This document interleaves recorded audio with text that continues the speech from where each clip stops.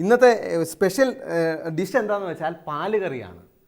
മുമ്പ് നമ്മളൊരു മത്തി പാൽ കറി ചെയ്തിരുന്നു. അത് തിരുവനന്തപുരം സ്റ്റൈലിലുള്ളതാണ്. പക്ഷേ ഇത് കൊച്ചി സ്റ്റൈലാണ്, ഫോർട്ട് കൊച്ചി സ്റ്റൈലാണ്. അപ്പോൾ ചേച്ചിക്ക് ഇത് വന്ന് പഠിപ്പിച്ചു തന്നിട്ടുണ്ടോ? കോഴിക്കോട്ട് വന്നിട്ട് ഇത് പഠിപ്പിച്ചു തന്നിട്ടുണ്ടോ? അതോ ആണോ ആണോ ചെയ്യാറുണ്ടോ? ഉണ്ടാക്കിയിട്ട് ശരിയായോ? ഇനി ചേട്ടനടുത്ത് ചോദിക്കണം. അത് ഇന്ന് നമുക്ക് ഉണ്ടാക്കി തരുന്നത് ഒരു പാൽക്കറിയാണെന്ന് പറഞ്ഞു. ആവോലിയുടെ പാൽക്കറി. ഇത് ആവോലി പൊരിച്ചാണ് ചെയ്യുന്നത് അല്ലേ? പൊരിച്ചിട്ട് പാൽക്കറി ഉണ്ടാക്കും. ഇതിന് മുളക് പൊടി, സാധാ പൊരിക്കുന്ന പോലെ അല്ലേ? മുളക് പൊടി, മഞ്ഞൾപ്പൊടി, ഉപ്പ്, കുരുമുളക് ഇടും. കുറച്ച് കുരുമുളക് പൊടി. ഇതിനകത്ത് പ്രധാനമായിട്ടും 4 സാധനങ്ങളാണ് ചേർന്നിട്ടുള്ളത്. മുളക് പൊടി, മഞ്ഞൾപ്പൊടി, കുരുമുളക് പൊടി, ഉപ്പ്, പിന്നെ കോക്കനട്ട് വിനീഗർ. ഇതൊന്ന് മാരിനേറ്റ് ചെയ്ത് ഒരു 15 മിനിറ്റ് മാരിനേറ്റ് ചെയ്ത് വയ്ക്കണം. അപ്പോൾ അതൊന്ന് സോഫ്റ്റ് ആയി വരാൻ.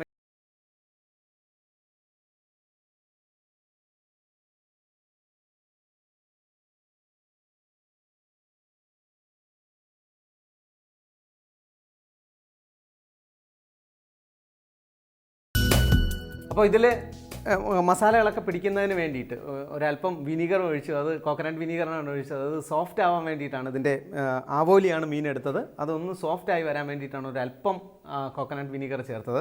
ഇനി ഒരു 15 മിനിറ്റ് കാത്തു നിന്നേ പറ്റുള്ളൂ.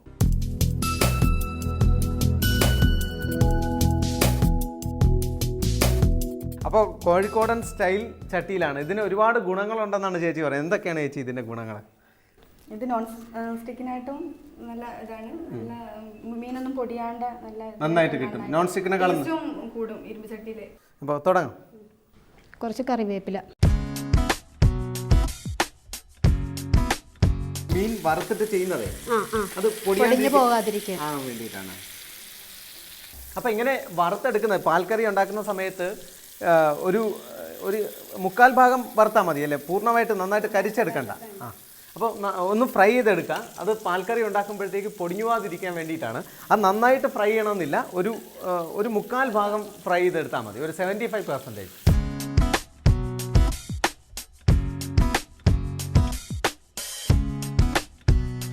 ശരിക്കും നമ്മൾ ഈ കറിവേപ്പില ഇടുന്നതിൻ്റെ ഒരു കാര്യം എന്താണെന്ന് വെച്ചാൽ, മീൻ പൊരിക്കുന്നതിന് മുമ്പ് ഇടുന്നതിൻ്റെ കാര്യം എന്തെങ്കിലും ഇപ്പോൾ എന്തിനാണെങ്കിൽ പോലും കടുക് താളിക്കുന്നതിൻ്റെ കൂടെ കറിവേപ്പില ഇടുന്നത് എന്തിനാണെന്ന് വെച്ചാൽ അതിനകത്ത് എന്തെങ്കിലും പോയിസണൊക്കെ ഉണ്ടെങ്കിൽ ഈ കറിവേപ്പില അബ്സോർവ് ചെയ്യുമെന്നാണ് ആയുർവേദം പറയുന്നത്. അപ്പോൾ അതിന് വേണ്ടിയിട്ടാണ് കടുക് താളിക്കുന്നത്. കടുക് താളിക്കുന്നതിൻ്റെ കൂട്ടത്തിൽ കറിവേപ്പില ഇടുന്നത്. ഇവിടെ ചേച്ചി വേറൊരു ടിപ്പ് പറഞ്ഞു. എന്താണ് ചേച്ചി അത്? ഇത് ചട്ടിയിൽ പിടിക്കാതിരിക്കാനായിട്ട്. ശരി, ചട്ടിയിൽ പിടിക്കില്ല. അപ്പോൾ പൊടിയാതെ കിട്ടുകയും ചെയ്യും.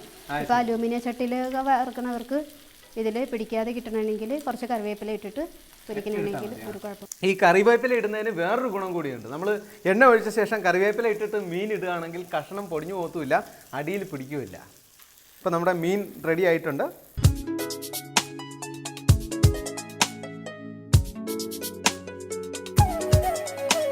പണ്ടാര ഇതിൻ്റെ അടുത്ത് ഈ സഹിച്ച് നിൽക്കാനാണ് പാട്. കാരണം ഇത് വറുക്കുന്നതിൻ്റെ മണം കേട്ടിട്ട് ഇത് ഇപ്പം തീർക്കാം. ഇത് മുഴുവൻ ഫിനിഷ് ചെയ്യാൻ തോന്നുന്നുണ്ട്. പക്ഷേ നടക്കില്ല. കാരണം നമ്മുടെ കറി ഉണ്ടാക്കണ്ടേ.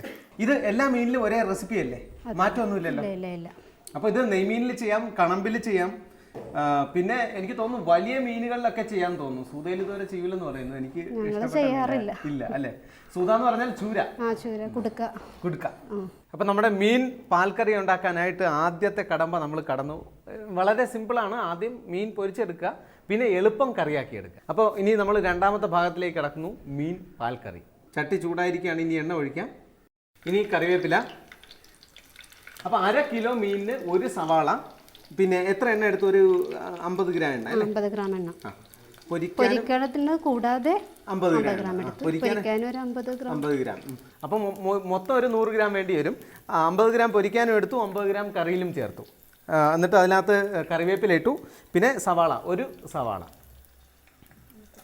വലിയ സവാളയാണ് കേട്ടോ, ചെറുതാണെങ്കിൽ 2. ആദ്യം ഈ സവാളയും ഇഞ്ചിയും ഇതെല്ലാം കൂടി വഴറ്റിയിട്ടാണ് ഒരു പേസ്റ്റ് ഉണ്ടാക്കിയിട്ടാണ് പിന്നെ ഇത് മീനിട്ട് പാല് ഒഴിക്കുന്നത് അല്ലേ? 1/2 കിലോയ്ക്ക് എത്ര പച്ചമുളക്? ഒരു 4 പച്ചമുളക് അല്ലേ? ഇടാലോ. 1/2 കിലോ മീനിൽ 1 സവാള. വലിയ സവാളയാണെങ്കിൽ 1 സവാള. പിന്നെ ചെറുതാണെങ്കിൽ അതിനനുസരിച്ച് സവാള കൂട്ടി കൊടുക്കുക. പിന്നെ ഒരു 4 പച്ചമുളക്, വെളുത്തുള്ളി ഒരു കഷ്ണം ഇഞ്ചി ചതച്ചതും ഓക്കെ, ഒരു 12 അല്ലി വെളുത്തുള്ളി. വെളുത്തുള്ളി ഒരു 12 ചീരി വെളുത്തുള്ളിയും ഒരു വലിയ കഷ്ണം ഇഞ്ചിയും.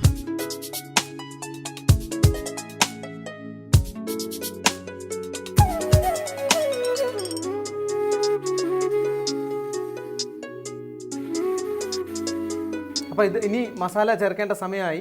അത് എങ്ങനെയാണെന്ന് വെച്ചാൽ മസാല കുതിർത്ത് വേണം, വെള്ളത്തിൽ കുതിർത്ത് വേണം ഇതിനകത്തോട്ട് ചേർക്കാൻ. പണ്ട് അമ്മച്ചിമാരൊക്കെ ഉണ്ടാക്കുന്ന സമയത്ത് ഇത് അരച്ചെടുക്കുമായിരുന്നു. ഇതിനകത്ത് കൂടുതൽ ചേർത്തത് മല്ലിയാണ്. ഒരു 3 സ്പൂൺ മല്ലിപ്പൊടി, 1/2 സ്പൂൺ മുളക് പൊടി, 1 സ്പൂൺ കുരുമുളക് പൊടി, ഒരല്പം മഞ്ഞൾപ്പൊടി ഇട്ടു, പിന്നെ വെള്ളം ഒഴിച്ചു. ഇനി കുതിർത്ത്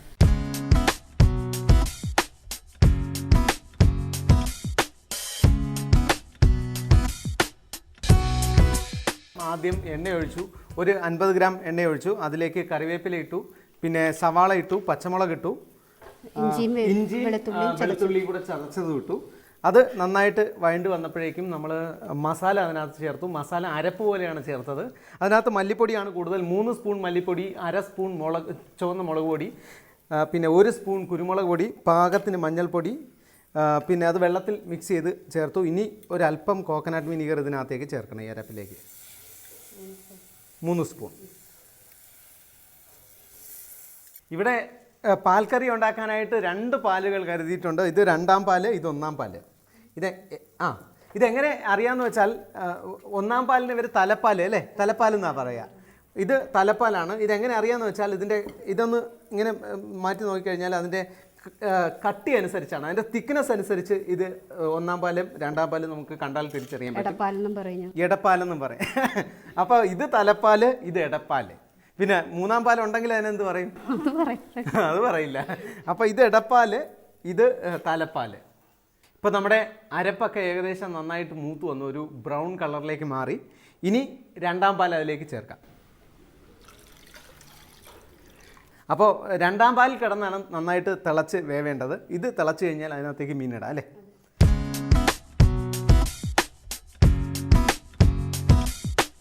ഇതിൻ്റെ ഓൾമോസ്റ്റ് ആയി കഴിഞ്ഞു. ഇനി തക്കാളി ഏലക്കാപ്പൊടിയും കൂടെ ഇടണം അല്ലേ, കുറച്ച് ഉപ്പും.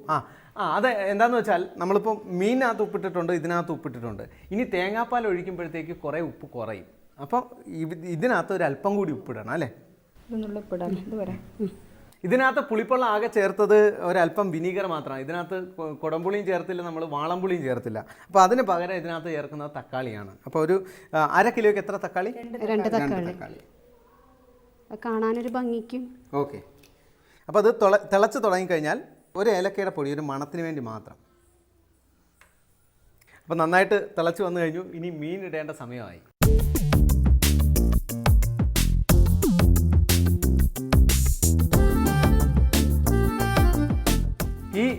ഇതിൻ്റെ പ്രത്യേകത, സാധാരണ മീൻ കറി വയ്ക്കുമ്പോൾ ഞാൻ നേരത്തെ പറഞ്ഞു ഒരുപാട് സമയം എടുക്കുന്നു, പക്ഷേ ഇത് വളരെ കുറച്ച് സമയം മതി.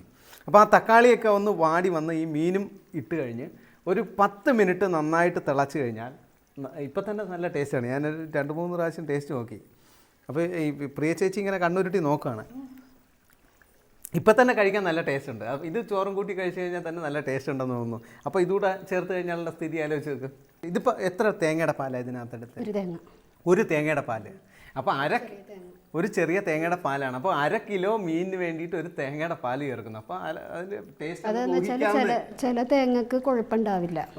ചില തേങ്ങ ഇരിക്കുന്തോറും നല്ല കുഴപ്പമുണ്ടാവും, കട്ടിയാവും.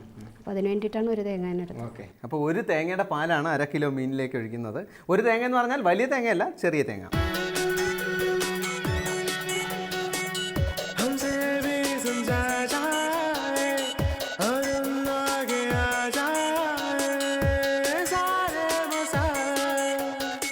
ഇതാണ് ഇതിൻ്റെ പരുവമെന്ന് പറയുന്നത്. ചെറുതായിട്ട് ഇങ്ങനെ അതിൻ്റെ സൈഡിൽ നിന്ന് ഇങ്ങനെ പത വരാൻ തുടങ്ങിക്കഴിഞ്ഞാൽ തീ ഓഫ് ചെയ്യുക. അധികം തിളപ്പിക്കാൻ പാടില്ല. ശരിക്കും ഈ 1ാം പാല്, തലപ്പാൽ ഒഴിച്ച് കഴിഞ്ഞാൽ പിന്നെ തിളപ്പിക്കരുത് എന്നാണ്.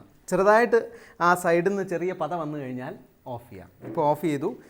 പിന്നെ കറിവേപ്പിലയും അതിൻ്റെ മുകളിൽ ഇട്ട് കഴിഞ്ഞാൽ സംഭവം റെഡി. ഇപ്പോൾ സംഭവം റെഡി ആയിരിക്കുകയാണ്. ഇനി ഒന്ന് ടേസ്റ്റ് ചെയ്ത് നോക്കാം.